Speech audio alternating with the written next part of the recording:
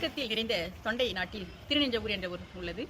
அங்கு அந்தனர் மரபில் தோன்றியவர் தான் நமது பூசலார் நாயனார். அவர் வேதங்களை நன்கு கற்றுத் தேர்ந்தவர். அந்த ஊரில் சிவன் கோயில் இல்லை என்பதால் அந்த ஊர் மக்கள் எல்லாருமே போய் பார்த்தோம்னா வெளியூரில் சிவனை வழிபட்டு விட்டு வருவாங்க. அப்படி இருக்கும்பொழுது பூசலார் நாயனாருக்கு எப்படியாவது தன்னுடைய ஊரில் ஒரு சிவன் கோயிலை கட்டிடணும் அப்படின்னு சொல்லிட்டு மிகப்பெரிய ஒரு ஆசை இருந்தது. ஏன்னா அவர் பார்த்தீங்கன்னா எப்பொழுதும் சிவனையும் அதன் அடியவர்களையும் தன்னுடைய மனதுக்குள்ளே நினைச்சுக்கிட்டு அவங்களுக்கு பணி செய்கிறது தான் தன் வாழ்நாளினுடைய கர்மமாக எண்ணியிருந்தார். அப்படி இருக்கிற நேரத்தில் இவருக்கு எப்படியாவது அந்த ஊரில் ஒரு சிவன் கோயிலை கட்டிடணும் அப்படின்னு சொல்லிட்டு ஒரு பெரிய ஆசை இருந்தது. அதற்காக என்ன பண்ணுறாருன்னா பொருள் தேடுவதற்காக அப்படியே அந்த ஊர் பெரியவர்கள் எல்லாரிடமும் சென்று நிதியை கேட்கிறார். அந்த ஊர் மக்களுக்கு இவர் மீது பார்த்தீங்கன்னா ரொம்பவே ஒரு அன்பு மரியாதை எல்லாமே இருந்தது. ஆனாலும் பொருள் கேட்க போகும்பொழுது யாருமே அவருக்கு உதவ முன் வரல. எல்லாருமே அது பதிலாக அவருக்கு ஒரு புத்திமதி சொல்லி அனுப்புறாங்க. இது ரொம்ப முடியாத காரியம், இயலாத காரியம், அதனால இதை நீங்கள் விட்டுட்டு வேற ஏதாவது வேலை இருந்தால் பாருங்க அப்படின்னு சொல்லும்பொழுது இவர் கொஞ்சமும் மனம் சோர்வடையில. இவர் என்ன பண்ணுறாருன்னா அப்படியே நாலொரு மேனியும் பொழுதுறோமா எல்லார்கிட்டையும் போய் கேட்கிறாரு, எப்படியா இந்த ஊரில் ஒரு சிவன் கோயில் கட்டணும், அதுக்கு ஏதாவது பொருள் உதவி செய்யுங்க அப்படின்னு சொல்லிட்டு. இப்படியே அவர் கேட்க ஓராண்டு காலம் முடிவடைஞ்சது. ஒரு வருஷம் தேடி ஒரு வருஷம் அப்படியே கடந்துருது. அவருடைய கால்கள் தேய்ந்து போய் விடுகிறது. மனதளவில் ரொம்பவே சோர்வடைஞ்சிடுறாரு. அதுக்கப்புறம் இறுதியாக ஒரு முடிவுக்கு வராரு. அது என்ன முடிவு அப்படின்னு பார்த்தோம்னா ஒரு தீர்மானத்துக்கு வராரு. நம்மளால இனிமேல் கோயில் கட்ட முடியாது அப்படிங்கிற ஒரு நிலைமைக்கு வந்துட்டோம் அப்படின்னு சொல்லிட்டு ஒரு இடத்துல போயிட்டு அமைதியான ஒரு இடத்த தேர்ந்தெடுக்கிறாரு. அந்த இடத்துல போயிட்டு கண்ணை மூடிட்டு உட்காந்துட்டு இறைவனுக்கு நம்மளால மண்ணில் கோயில் கட்ட முடியாது, மனதில் கோயில் கட்டலாம் அப்படின்ற ஒரு முடிவு பண்ணிடுறாரு. அப்புறம் என்ன பண்றாரு, அமைதியாக கண்ணை மூடிக்கிட்டு கோயில் கட்டுவதற்கு தேவையான கற்களை எல்லாம் கொண்டு வந்து சேர்க்கின்றார். மணல் வண்டியா இறங்குது. தச்சர்கள் வரார்கள், கட்டிட வேலை செய்பவர்கள், இப்படி எல்லாரும் ஒருத்தரையா மனசுக்குள்ள அப்படியே சேர்க்கிறாரு. சேர்த்தப்புறம் ஒரு நல்ல நாள் பார்த்து வேத நெறிப்படி அஸ்திவார பூஜையை போட்டு கட்டுமான பணியை ஆரம்பிக்கிறார். அப்படியே கொஞ்சம் கொஞ்சமாக கோயில் கட்டுறாரு. நாலொரு மேனியும் பொழுதொரு வண்ணமாக அந்த கோயில் மீது கண்ணும் கருத்துமா அவர் கவனிச்சுட்டு வர்றாரு. ஒரு நாளும் பணிகள் எவ்வாறு நடக்குது, இந்த சிற்பம் நல்லா வந்திருக்கா, அந்த கோயிலோட சுவர் நல்லா எழுப்பப்பட்டிருக்கா அப்படின்னு சொல்லிட்டு ஒரு நாளுமே அப்படியே பார்த்து அந்த கோயில் பணிகளை செய்கிறார். அதுக்கப்புறம் பார்த்தீங்கன்னா சிற்ப வேலைகள் எல்லாமே முடிவடைகிறது. அப்புறம் சுண்ண வேலைகளும் எல்லாமே வண்ணமும் பூசி முடிச்சுட்டு பார்க்குறாரு. அவருக்கு ஓரளவு நல்ல திருப்தியாகவே இருக்குது கோயில். இப்போ இதெல்லாம் முடிச்ச அப்புறம் இறைவனுக்கு பார்த்தீங்கன்னா பிரதிஷ்டை செய்யணும். இதே நேரத்தில் காஞ்சியை தலைநகராக கொண்டு ஆட்சி செய்த பல்லவன் காடர்கோன் என்ன பண்ணுறான்னா ஒரு பெரிய கற்கோயிலை நம்ம சிவனுக்கு கட்டுறாரு. சிவபெருமானுக்கு கட்டின அவரும் பார்த்தீங்கன்னா ஒரு குடமுழுக்குனால முடிவு செய்கிறார்.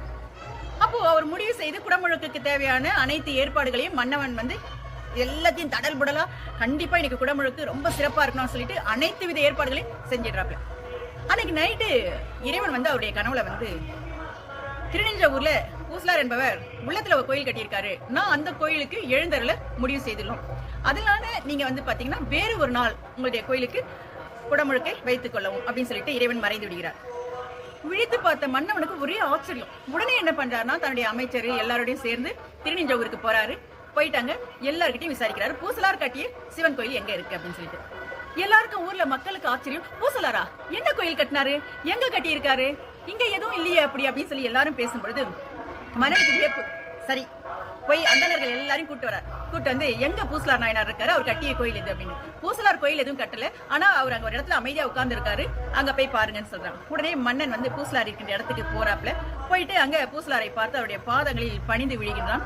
பூசலாருக்கு கண் திறந்து பார்த்தீங்கன்னா அதிசயம், மன்னன் நம்மள பணிந்து வணங்குறாரு அப்படின்னு சொல்லிட்டு என்ன பண்ணா இங்க எழுந்தருளிய காரணம் என்ன அப்படின்னு சொல்லி கேட்கும்போது மன்னன் சொல்றாரு, நீங்க எங்கேயும் கோயில் கட்டியிருக்கீங்களா, இறைவன் உங்க கோயிலுக்கு தான் பாத்தீங்கன்னா எழுந்தருள முடிவு செய்திருக்கின்றார் அந்த குடமுழுக்குல.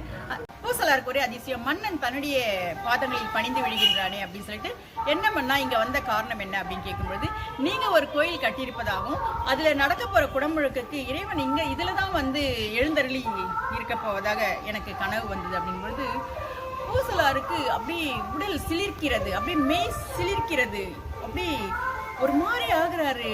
அந்த சிலிர்ப்பை நம்மளால வார்த்தைகளால விவரிக்க முடியாது. அந்த அளவு அவரு அப்ப சொல்றாரு, என்னால பொண்ணும் பொருளும் சேர்த்து ஒரு சிவன் கோயிலை கட்டணும் இந்த ஊர்ல அப்படின்னு சொல்லி நான் எண்ணி இருந்தேன். ஆனா என்னால பாத்தீங்கன்னா பொண்ணையும் பொருளையும் சேர்க்க முடியல, நிதி திரட்ட முடியல, அதனால என்னால கோயில் கட்ட முடியல.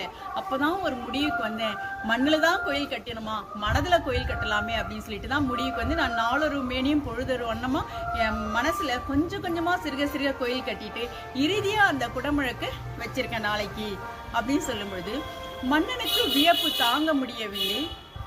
பின்னர் குடமுழக்கு தொடங்குகிறது. முரசுகள் ஒலிக்கின்றது. மங்கள வாத்தியம் முழங்க புனித நீரானது கலசத்தின் மீது ஊற்றப்படுகிறது. உடனே பூசலார் நாயனார் காடவர்கோனை தன்னுடைய நெஞ்சோடு மார்போடு சேர்த்து அணைத்து கொண்டு, வா, என்னுடைய குடமுழக்கை நீயும் காண்பாயாக என்று கூற, காடவர்கோன் தன்னுடைய மனக்கண்ணால அந்த குடமுழக்கை பார்த்து மெய் சிலிர்த்து போகின்றான். பின்னர் அவன் தன்னுடைய அமைச்சருடன் காடவர்கோன் தான் பொன்னும் பொருளும் கொட்டி கட்டிய கற்கோயிலை எண்ணி, பூசலார் நாயனார் தன் மனதில் கட்டிய கோயிலையும் எண்ணுகிறான், மனதில் நைந்தான். பின்னர் அவன் தன்னுடைய பரிவாரங்களுடன் காஞ்சிக்கு திரும்பி வேறொரு நாளில் தன்னுடைய குடமுழக்கை வைத்துக் கொள்கிறான். இவ்வாறு தனது மனதிற்குள்ளே கோயில் கட்டிய பூசலார் மூன்று காலமும் இடைவிடாது இறைவனுக்கு பூசைகளை செய்து பின்னர் இறைவனின் திருவடி நிலை அடைந்தார். இந்த இறைபக்தி எவ்வாறு நாம் மெச்சுவது? 63 நாயன்மார்களில் பூசலார் நாயனாருடைய புராணத்தை இப்பொழுது நாம் பார்த்தோம். மீண்டும் வேறொரு அடியவரின்